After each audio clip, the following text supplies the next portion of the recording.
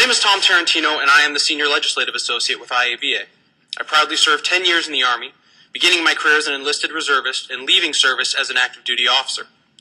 And during these 10 years, my family served along with me. Because of the nature of the wars in Iraq and Afghanistan, many families like mine are continuing to serve long after veterans have left service. Wounded service members are coming home to the prospect of having someone care for them for the rest of their lives. And all across this country, family members are stepping up, putting aside their own lives and plans to take care of these wounded warriors. Like IAVA supporter Natalie Cobb, she is an example of the selflessness displayed by military families across the country. Her husband Steve, who served in Iraq in 2004, was severely wounded when a mortar exploded less than 50 feet from his patrol. Following his deployment, Natalie immediately noticed a change in his behavior. Natalie remained by his side throughout his long recovery, and now, over 6 years later, still serves as Steve's primary caregiver. Natalie had to learn to take care of Steve on her own. She navigated the VA by herself.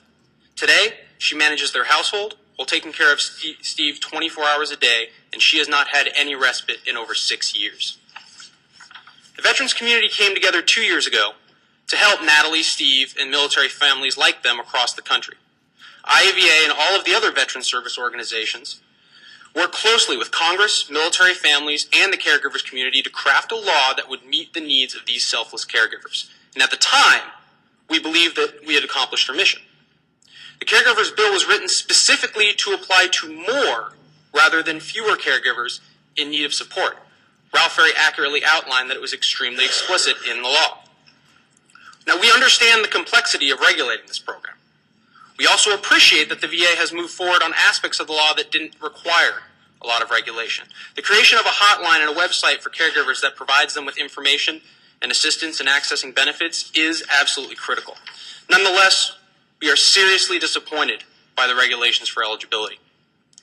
Along with representatives of our fellow veteran service organizations, I spent 2 days at the VA this past October discussing how to make sure that the law was regulated appropriately.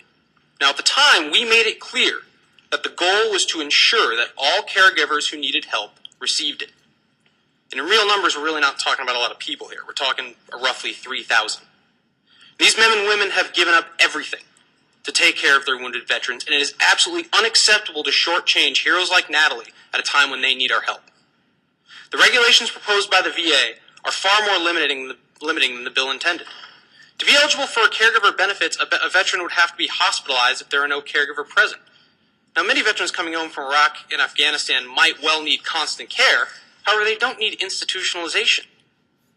I want to be clear, injuries that require caregivers and hospital care are not necessarily synonymous. And making the need for institutionalization the threshold for eligibility completely misses the goal of this legislation.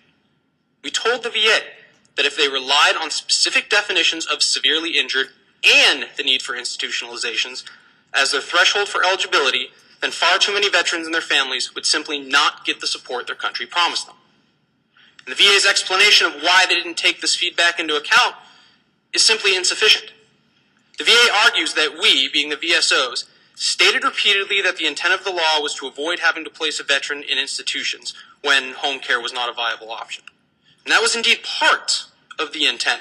The main goal, however, was and remains to support a population of caregivers who are living in some cases with no regular income, no health insurance, just so they can take care of veterans who can no longer take care of themselves.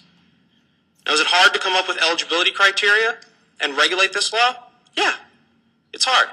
Does it mean that the only solution is to take the easy way out and settle on restrictive criteria? Absolutely not.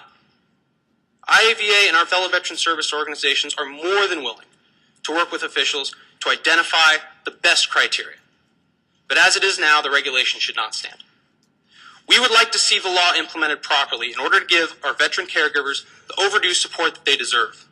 But before any part of the law is enforced, regulations on eligibility must be changed to accurately reflect the intent of the law and to ensure that we are not, as a country, leaving anyone behind. Madam Chairwoman, I am grateful for this opportunity to share the thoughts of Iraq and Afghanistan veterans with this subcommittee. We look forward to working together to solve this problem. Thank you for your time and attention. I'll be happy to answer questions. Thank you, Mr. Tarantino. Dr. Cohn.